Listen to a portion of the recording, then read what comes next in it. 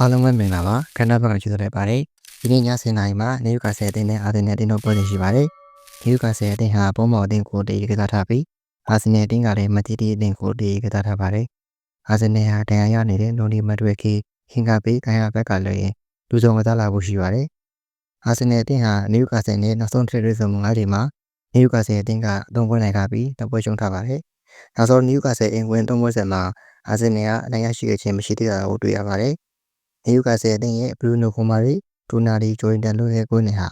နားလည်မှုရှိနဲ့ကစားကောင်းကောင်းဆွနိုင်တဲ့ဆန်းရှိရကြောင်းအာဆင်နယ်အတွက်အခက်တွေ့နိုင်ပါတယ်အာဆင်နယ်အသင်းကတော့မီခေးမေရီနိုကိုအလဲမှာထားကစားတဲ့အသေးကိုအလဲမှာထားကစားတဲ့လို့ထင်ပါတယ်မာရီနယ်ဒီကိုပထမဆုံးပွတ်ထက်ကစားတင်ပြီးထောဆက်ကိုနောက်ပိုင်းမှာပွတ်ထက်ကစားတင်တယ်လို့ထင်ပါတယ်စကားချင်းလည်းမဝင်လာမှဖြစ်တာကြောင့်အာဆင်နယ်အတွက်သတင်းကောင်းတစ်ခုဖြစ်ပေမဲ့မနာဖို့အတွက်လည်းကျူးဆရာပါဖြစ်ပါတယ်ချက်ခိုင်မှုကျတဲ့ဒီဝါဒမကြတဲ့ကစားသမားတွေဟာကိုယ်ကာရအားယူပြီးကစားမယ့်အသင်းနဲ့တွေ့မှဖြစ်တာကြောင့်